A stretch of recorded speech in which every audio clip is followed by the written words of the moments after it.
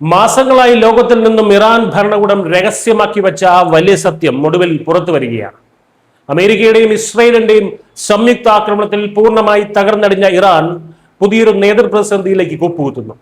ഇറാന്റെ പരമോന്നത നേതാവ് മൊജ്തബ ഖമേനി ഏത് നിമിഷവും മരണത്തിന് കീഴടങ്ങിയേക്കാം എന്ന ഞെട്ടിക്കുന്ന റിപ്പോർട്ടുകളാണ് ഇപ്പോൾ പുറത്തു വരുന്നത്.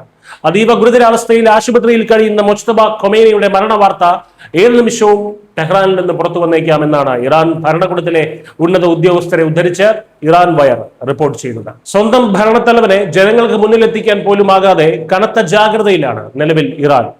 പ്രസിഡന്റ് മസൂദ് പെസഷ്കിയാന് പോലും പരമോന്നത നേതാവുമായി നേരിട്ട് ആശയവിനിമയം നടത്താൻ കഴിയുന്നില്ല എന്ന യാഥാർത്ഥ്യം ഇറാന്റെ ഇന്നത്തെ ദയനീയമായ അവസ്ഥയാണ് തുറന്നു കാട്ടുന്നത്. കഴിഞ്ഞ ഫെബ്രുവരിയിൽ മുൻ പരമോന്നത നേതാവായ സാക്ഷാൽ അലി ഖൊമേനിയെ അമേരിക്കയും ഇസ്രയേലും ചേർന്ന മിസൈൽ ആക്രമണത്തിൽ വധിച്ചിരുന്നു. അന്ന് പിതാവിനൊപ്പം ഉണ്ടായിരുന്ന മൊജ്തബ ഖമേനിക്കും ആ ആക്രമണത്തിൽ ഗുരുതരമായി പരിക്കേൽക്കുകയുണ്ടായി. മുഖം വികൃതമായ അദ്ദേഹം പിന്നീട് ഒരു പൊതുവേദിയിലും പ്രത്യക്ഷപ്പെട്ടില്ല.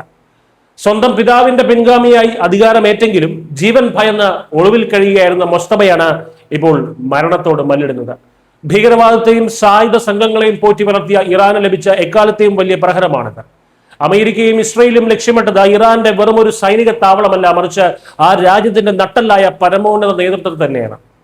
ആ ഓപ്പറേഷൻ പൂർണ്ണമായും വിജയിച്ചു എന്ന് അമേരിക്കൻ പ്രസിഡന്റ് ഡൊണാൾഡ് ട്രംപ് നേരത്തെ തന്നെ അവകാശപ്പെട്ടിരുന്നു. രാഷ്ട്രീയവും സൈനികവും മതപരവുമായ സകല അധികാരങ്ങളും കേന്ദ്രീകരിച്ചിരിക്കുന്ന പരമോന്നത നേതാവിന്റെ കസേര അനാഥമാകുന്നതോടെ ഇറാനിൽ വലിയൊരു അധികാര വടംവലിക്കാണ് ഇപ്പോൾ കളമൊരുങ്ങുന്നത്. അമേരിക്കൻ മിസൈലുകൾക്ക് മുന്നിൽ ഇറാന്റെ അധികാര ശൃംഖല ഒന്നടങ്കം തകർന്നടിഞ്ഞിരിക്കുകയാണ് എന്ന് തന്നെ പറയാം.